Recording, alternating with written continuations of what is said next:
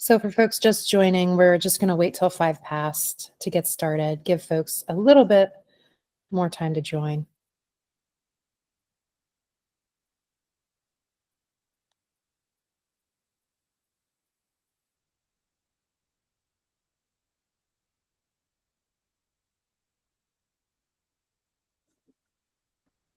Okay, we're at 5 past, so I think we should get started.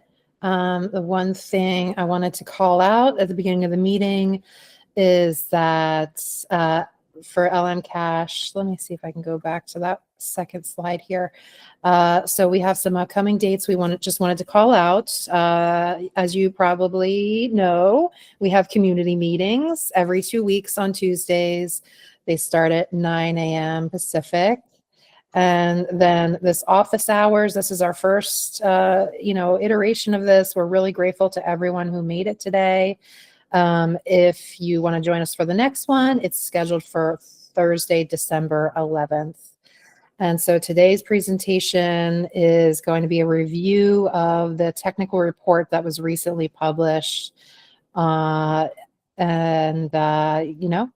just take it away. Great. Thanks, Mo, for the introduction. So let me share my screen.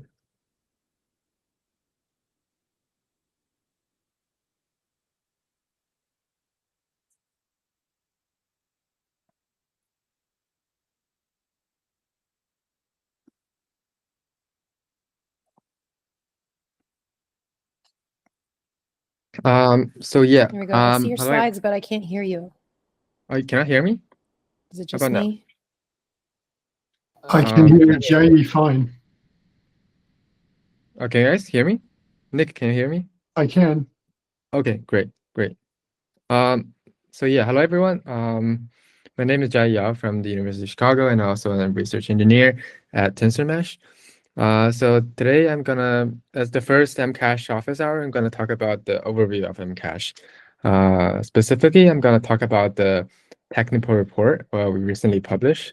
It's available on archive now. You guys can scan the QR code on the right bottom corner. In case anyone who doesn't know, cache is the distributed Kiwi cache layer that manages the Kiwi cache between the M serving engine and the storage backends. And feel free to interrupt me at any time if you have a question. So yeah, let's get started.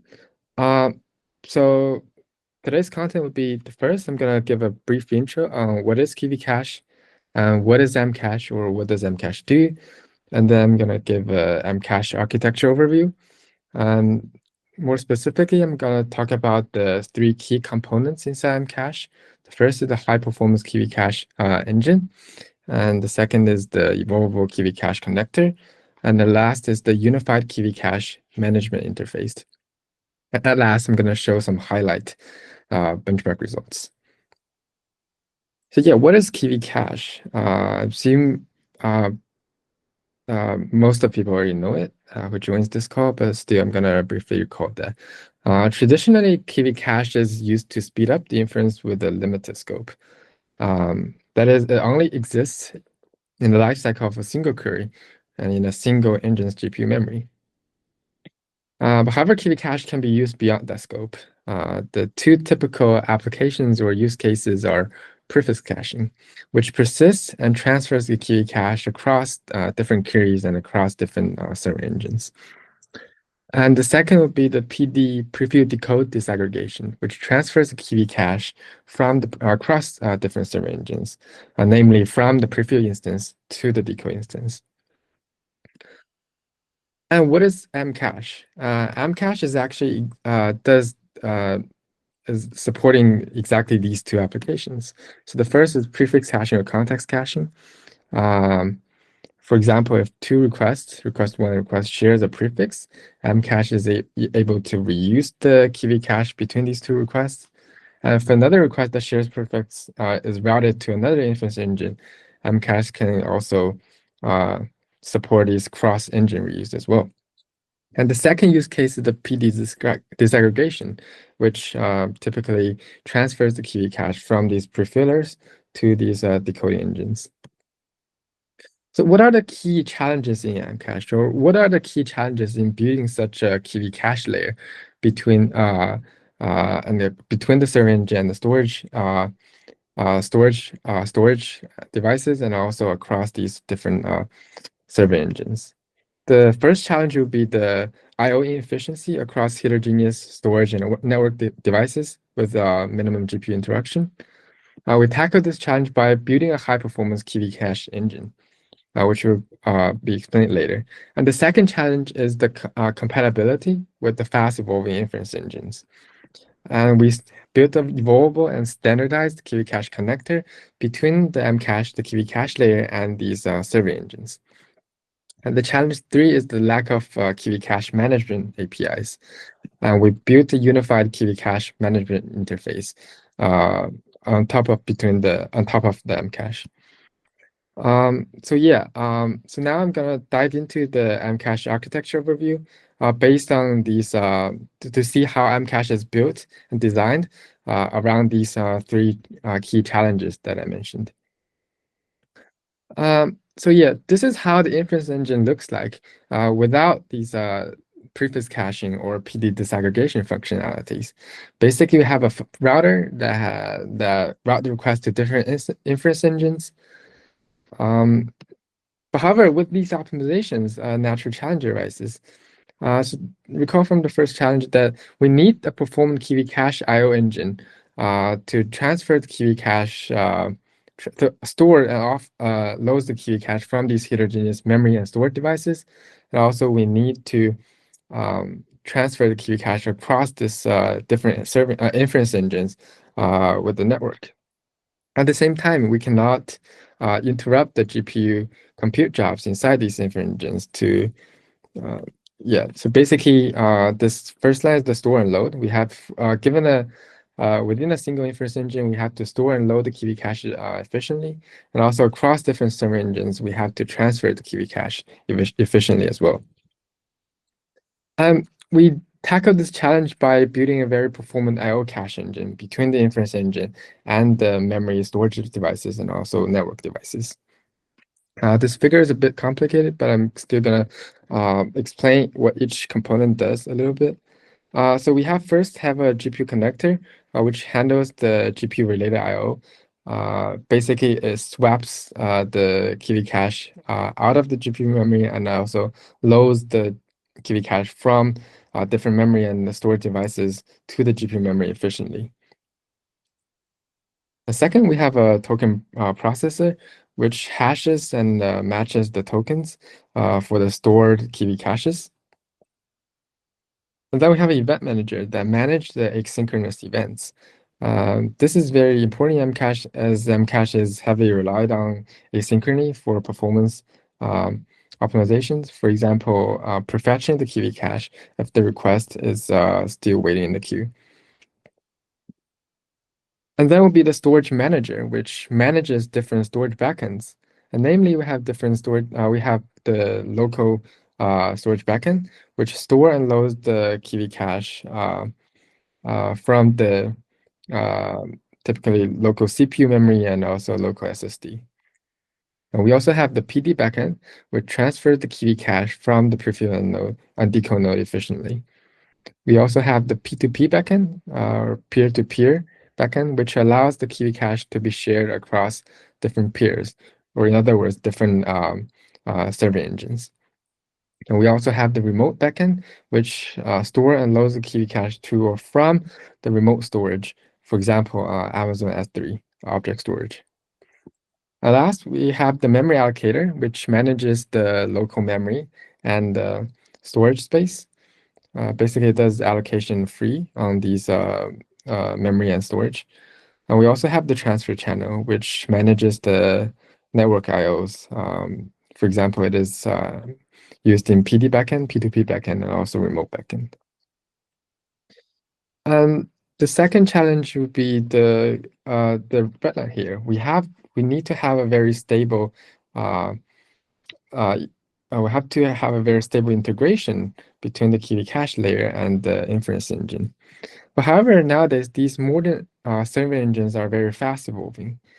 example would be the hybrid Kiwi cache management in VM. It basically changes the Kiwi cache data structures inside the serving engine so that the the underlying Kiwi cache layer has to be adapted accordingly. We used to track all these VM PRs every day, and they're very. If we don't have, it used to be very, and the integration used to be very fragile between the serving engine and the Kiwi cache layer. So we managed to solve this. So a natural challenge would be we need to build a stable interface between the serving engines and the Kiwi cache layer so that they can be fastly co-evolving.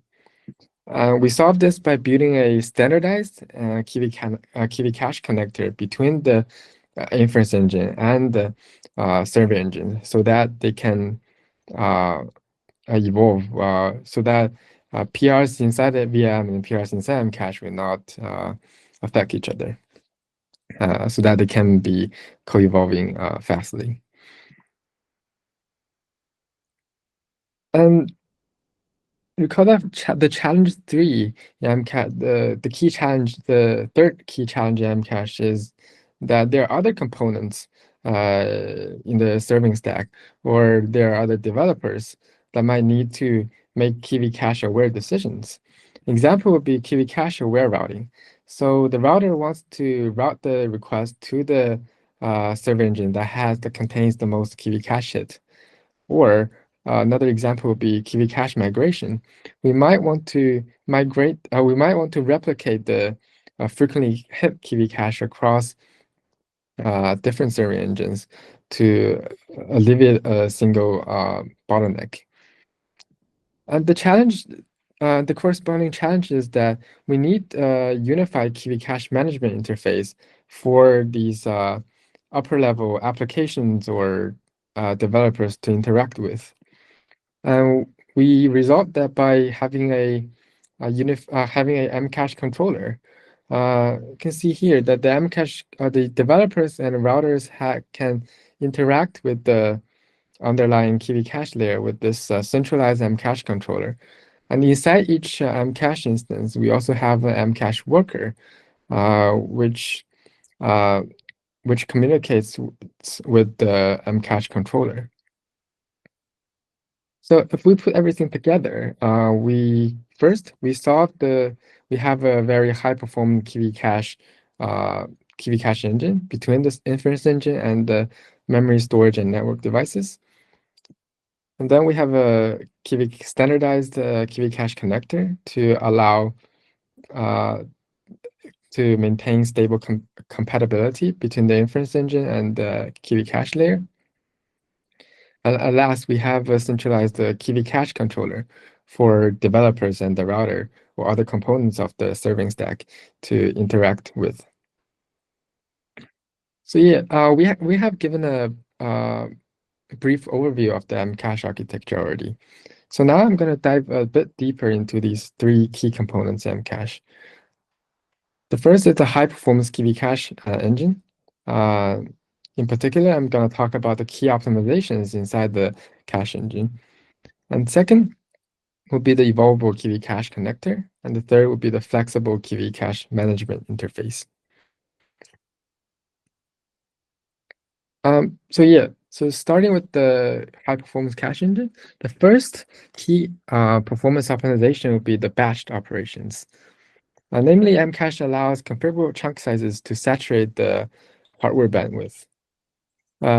Using GPU and CPU memory, using the offloading from GPU memory to CPU memory as example. And we all know that the request Kiwi cache in modern serving engines are scattered in GPU memory because they adhere to the page memory abstraction. If we want to offload these Kiwi caches from the inference engine's GPU memory to the MCache CPU memory, we have to perform multiple memory operations. And the PCIe bandwidth will not be saturated due to these small data transfer granularity. However, MCache resolved this by first copying the scattered GPU memory pages or a scattered Kiwi cache on GPU into a contiguous buffer inside GPU. And then we only have to perform a single transfer on that big chunk of data, so that the PCIe bandwidth can be saturated due to the big data transfer granularity. I'm only using the transfer between GPU and CPU as an example. This optimization is applied to across different memory and storage devices. For example, disk and remote storage. And the second key performance optimization would be the compute I/O overlapping. Namely, we can do intra-request pipelining, which is also called layer-wise pipelining. We can also do inter-request pipelining. So first is the intra-request or layer-wise pipelining, which basically pipelines the compute and I/O within a single request. Let's walk through this this detailed example to better understand this optimization. So let's assume the Kiwi cache is hit on the CPU memory. So before the computation of that request start, we have to load the first layer's Kiwi cache from the CPU memory to GPU memory. Now, after the loading of the first layer is completed, the layer 1's compute can be executed. At the same time, we can do the loading of the layer 2. And similarly, the I/O of the layer 3 can be hidden by the compute of layer 2. And so on and so forth. And let's assume that the request has a prefix cache, but it also has some suffix tokens that can be stored, that needs to be stored. The GPU to CPU offloading path, I/O, can also be hidden by the compute. And besides intra-request pipelining, we also have inter-request pipelining, which basically pipelines the compute and I/O across different requests. Again, let's give a detailed example of how this optimization works. Let's assume that there are 2 requests that arrives. Request 1 doesn't have a cache hit, but request 2 has a cache hit on remote storage or on object storage. So request 1 doesn't have any cache hits, so we can perform the compute immediately on GPU. And at the same time, we can load the request 2's cache from the object storage to CPU and from CPU to GPU memory as the request 1's compute is ongoing. And then we can perform the request 2's compute after its Kiwi cache is ready. Now let's assume there's another request 3 arrives. Request 3's Kiwi cache hit on local CPU. And while request 2's compute is ongoing, we can load the request 3's Kiwi cache. And then request 3's Kiwi cache can be, and then request 3's compute can be executed after its loading is ready. And the third key performance optimization is the minimum data copies. First, MCache allows concurrent data operations via a reference counting system. Again, let's use an example for better illustration.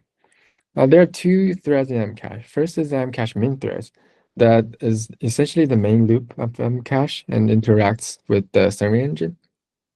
And we also have an MCache offloading thread that does I/O operations. Let's assume there's a request entering the MCache. And also assume that the GPU, its Kiwi cache is already offloaded from the GPU memory to the CPU memory. So at this time, the CPU memory object is initialized with the reference count 1.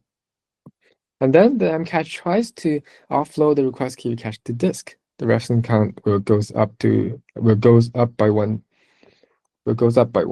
And then also at the same time, it also tries to offload the request Kiwi cache to remote storage. The reference count increases by 1 again. And then the request access the MCache scope, and the reference count will decrease by 1. Now let's examine what happens in the MCache offloading thread in the background. So after the disk offloading finishes, the reference count will decrease by 1. And similarly, the reference count will decrease by 1 after the remote offloading ends.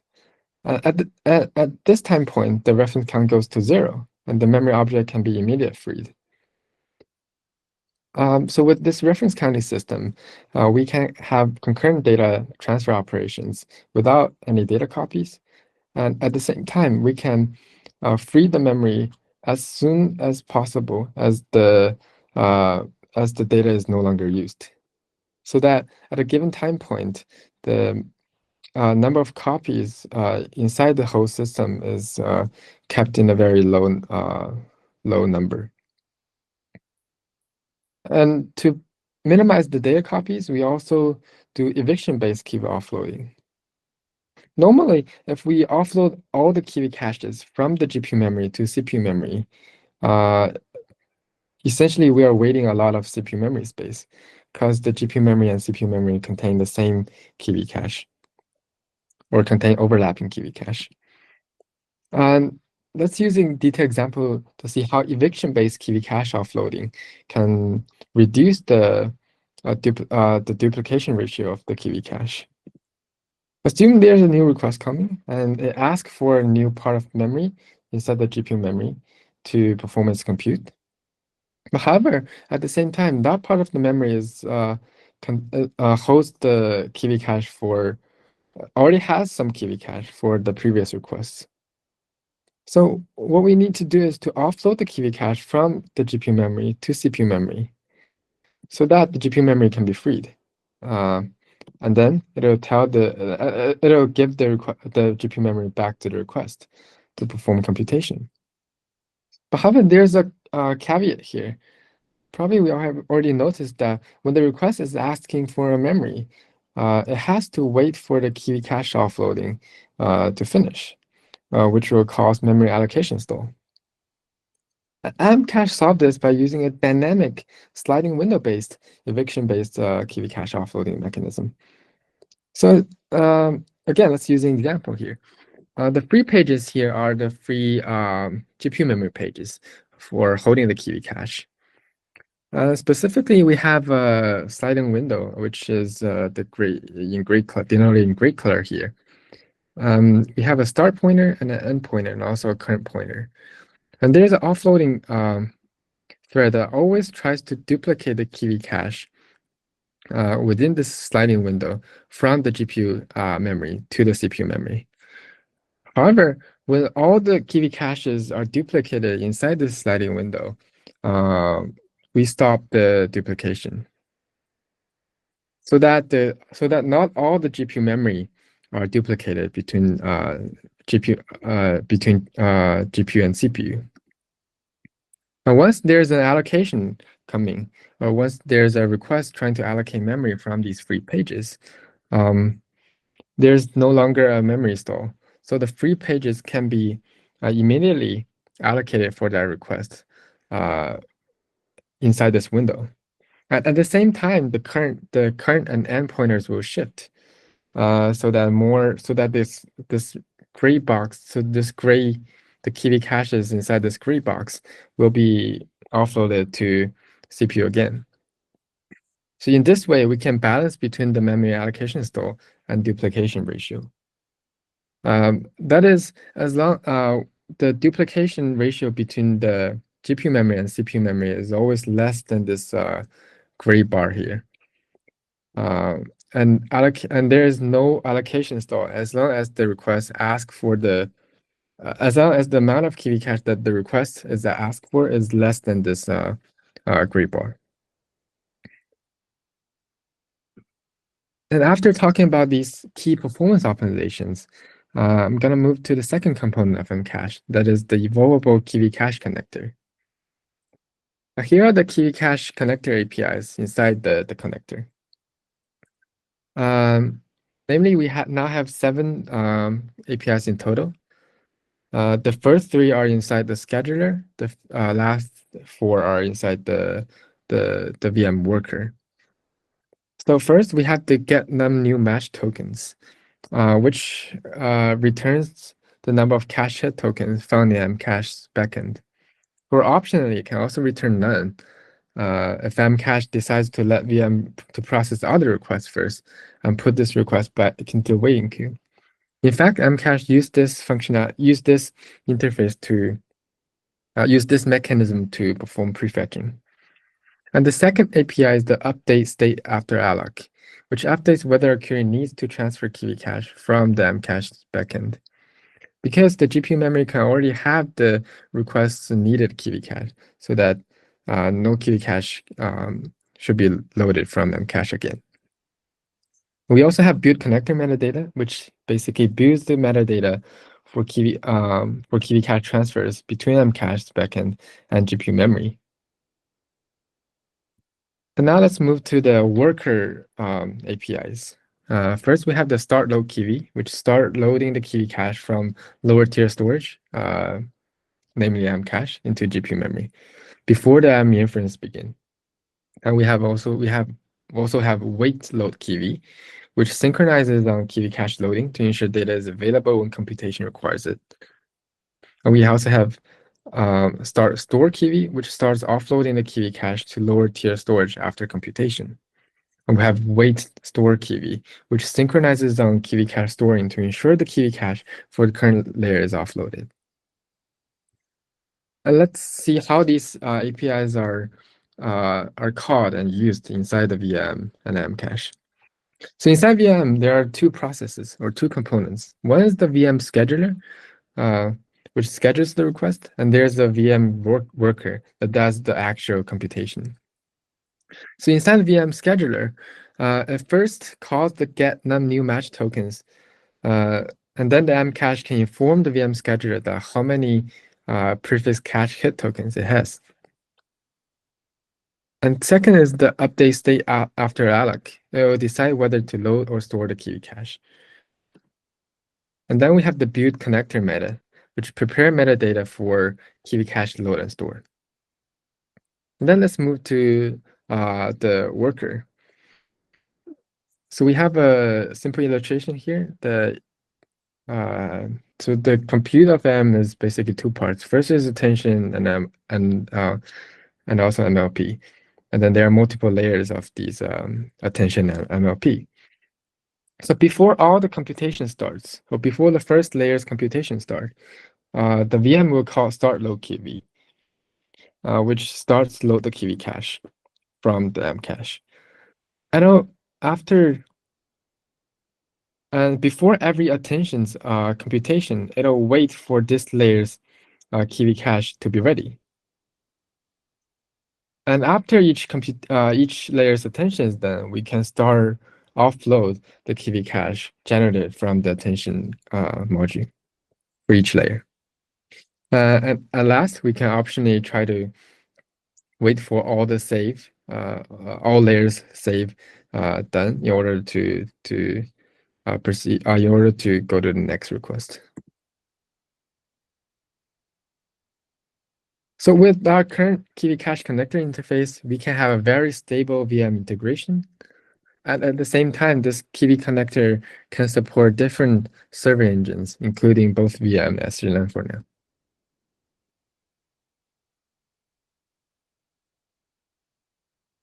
And after talking about the KV cache connector, let's move to the third component of MCache, which is the flexible KV cache management interface. Here are the list of existing MCache controller or management APIs. First, we have two internal APIs, which is the interaction between the MCache workers and the centralized controller. First, we have batch emit and batch evict. Basically, the MCache workers inform the KV cache controller that emits a KV cache or evicts a KV cache. So the controller is aware of the global KV cache information. And we also have the peer-to-peer lookup. So once there's a KV cache miss on one MCache instance, this batch peer-to-peer lookup will try to look up the KV cache on other MCache instances. And we also have a bunch of external APIs that allows the users or other components of the serving stack, for example, router, to interact with the MCache. First, there's lookup, which look up the global KV cache existence of a given query or a given list of tokens. And there's move, which can move the KV cache of the given tokens from a source location to a destination location.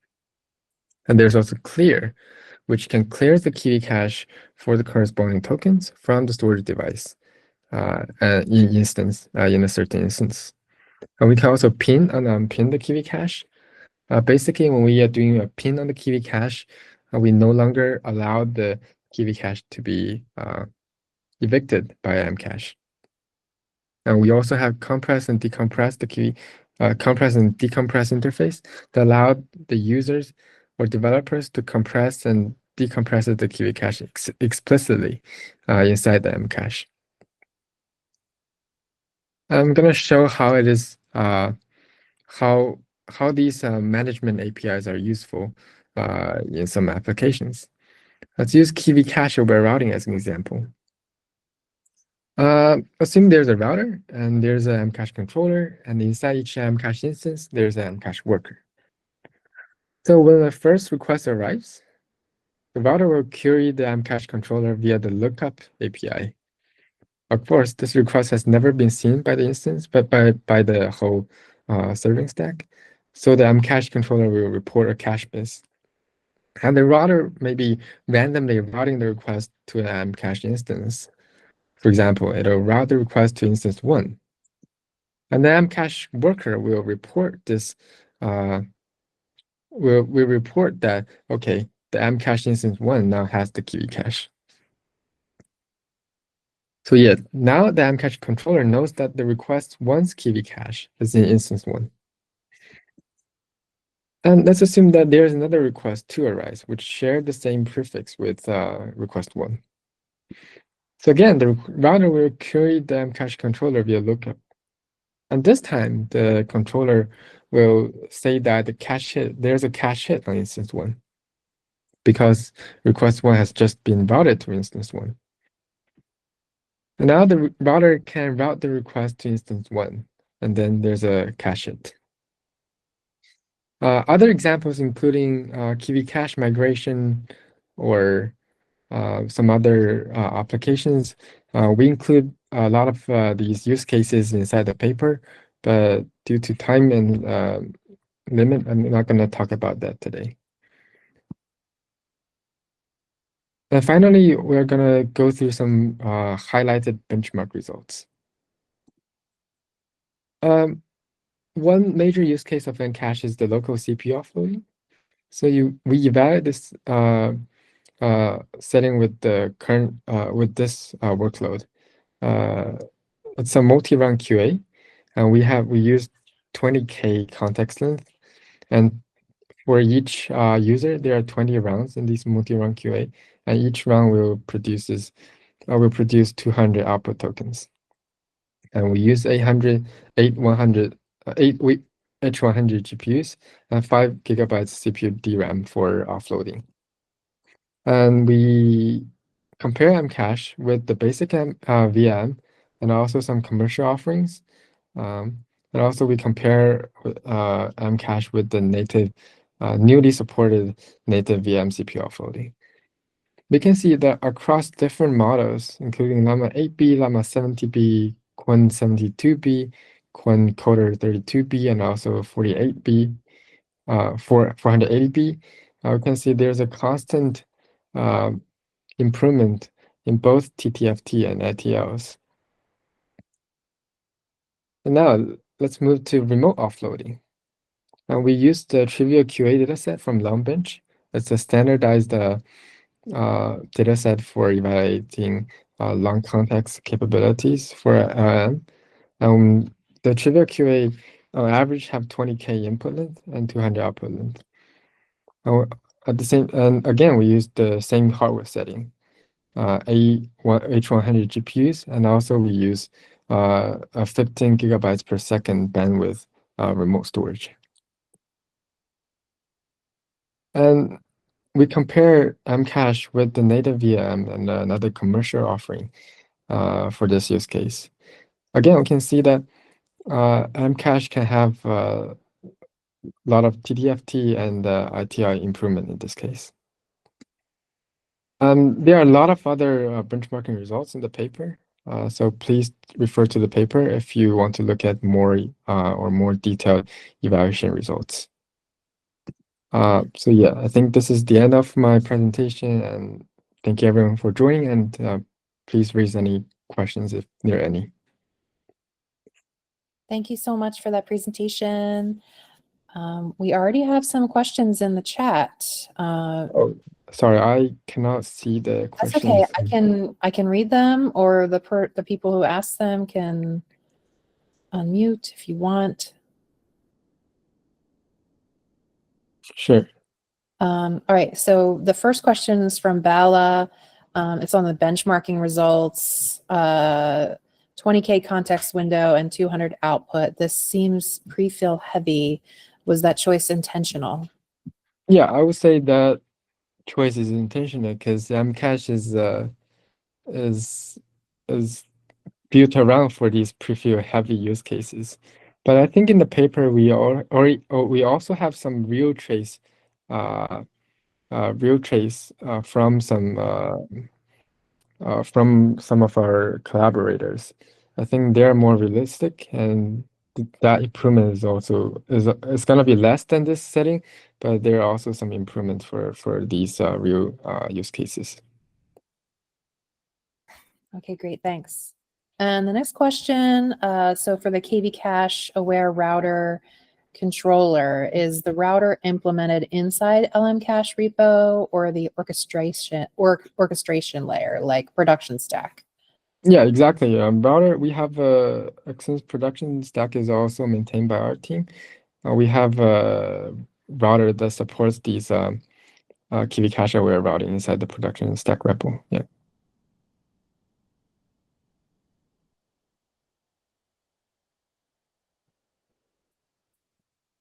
Cool. Here's another follow-up. For remote offloading, how many do you support at the moment? Can you elaborate on like what does how many means?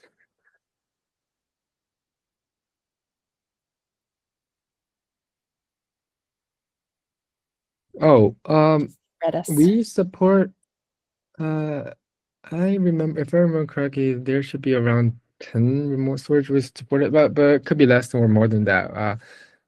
Basically, you can go to the MCache documentation, and it has a list of storage backends of remote storage that we support. Yeah, Redis is definitely one of them.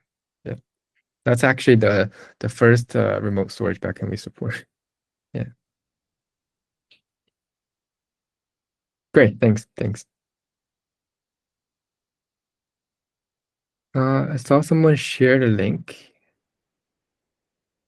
Oh, it's for the storage backends question. Yeah, that's the storage backend, but for remote, oh yeah, that's the right link. Thanks.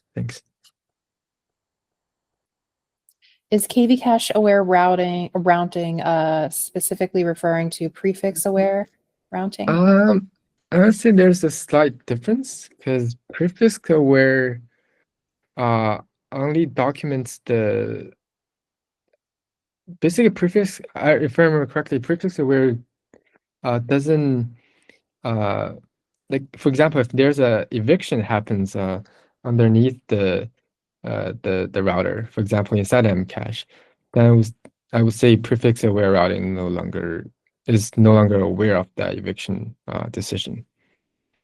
But I'm not sure what your prefix aware. I'm not sure about the definition of your prefix aware means. So yeah, maybe they're the same thing. Yeah, Jing, did that answer your question? You can feel free to unmute if you Yeah. have some more context. I'm not entirely sure understanding that as well, because the VLM has documentation of this, and I read about it before. So the question was like, is there any sort of specific implementation regarding to this awareness other than the prefix, or is it more of the choice that we could decide our own way of awareness? Kind of is the question to wait. For from the MCache perspective, it exposes a set of APIs, right? Basically, the MCache controller has the global KV cache information. and the upper level applications can query that information. So the actual logic inside these routers might depend on the applications or depend on the developers. MCache doesn't enforce any constraints to the routing logic. Oh, okay, cool. So Yeah. it's like you can decide it yourself. Yeah, right. Exactly. Is there any kind of is there any kind of ACK feedback from the MCache worker? Yes. Actually, when the Kiwi cache finishes the offloading, for example, from CPU to disk, then the MCache worker will post the message to the MCache controller saying that, okay, this Kiwi cache is currently on, for example, disk 1 on inside instance 2, that kind of stuff. Does that answer your question? So basically, yes, in short, yes, there's an ACK feedback. Yes, that answers the question. Oh, thanks, Jay. Great. And for Xiaotong, I'm a little confused about Kiwi cache optimization technique blending. Yeah, this for the scope of this technical report, we only include these non-lossy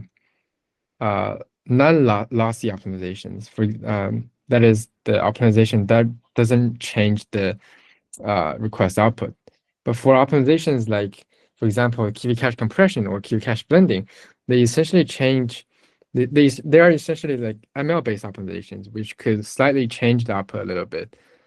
So yeah, it's not included in this technical report or in this presentation. But to answer your question, no, it's not enabled by default. What use case do you recommend using it? There was a paper on that. Basically, RAG is one of the typical use cases. Basically, in RAG, we have to concatenate different documents inside the input. So these documents may no longer be a prefix anymore. Unlike multi-turn chat, it's always a prefix. So in the use case of RAG, I would recommend to use cache blending. Oh, and it looks like Kyle shared that link in the chat on. Oh yeah, right, exactly. Thanks, Kyle. Thanks. I also have a question. You mentioned the trivial data is trivial QA dataset. Did you publish the code that draws from the dataset and submits to the model API?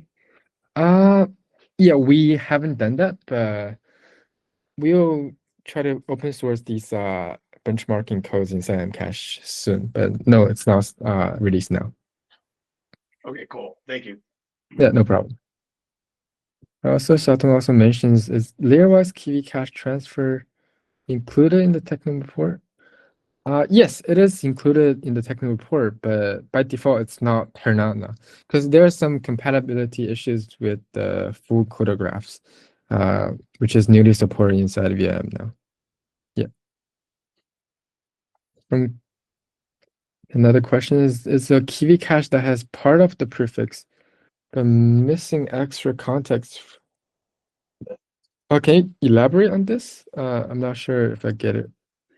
What I mean is that when you actually cache the Kiwi content based on whatever input that was inserted or submitted in previous requests, what if the request contains extra tokens that are not necessarily contained in the tokens that were cached in the Kiwi? If the second request, I'm sorry, please go ahead. No. I meant is when you have a partial containment of a new input or new prompt, can a Kiwi cache be reused at some point, even if it doesn't contain the whole context of the new request? Or so Kyle shared an example of what you have just said. Is that right? Is that what you mean? In the chat. Which part? In the chat, like Kyle just typed something in the chat, typed an example. He says that if the cache request is A, B, C, D, but the new request includes A, B, C, D, E, F, G, you still have to compute the wait.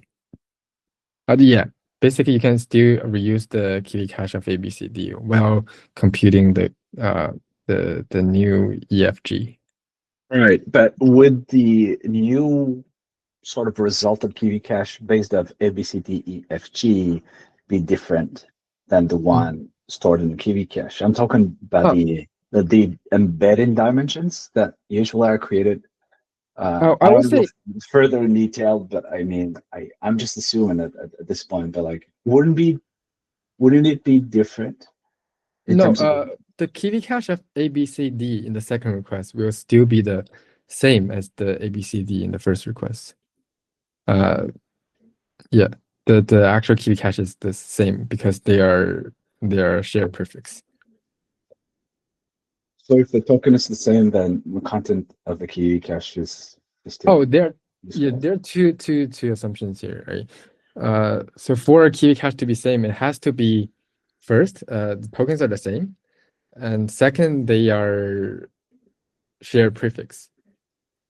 If we have, for example, AB in the first request, and in the second request it's CB, the Kiwi cache of the B is different. It's gonna be the Kiwi caches of B are gonna be different across these two requests, although they have the same tokens B. Yes. So would that mean that whatever you have in the cache would be just ignored, or everything will be recomputed from scratch for B, or it can still be?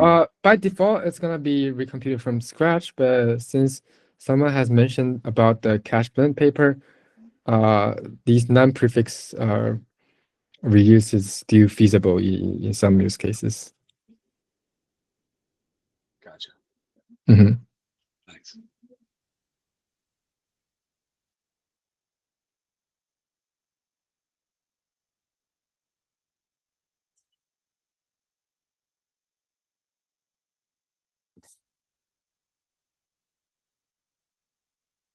Great. Any other questions? If not, maybe we can end earlier now. Mo, what do you think? Yeah. Any more questions? Last chance. That was great. Thank you so much for all of your engagement here, the audience today. We're looking forward to our next office hours next month on December 11th. Hopefully we don't conflict with the VLM call that time. We'll see how that goes. But yeah, thank you so much to everyone for joining. Yeah, thank you everyone for joining. Thanks. See you next time. Bye-bye.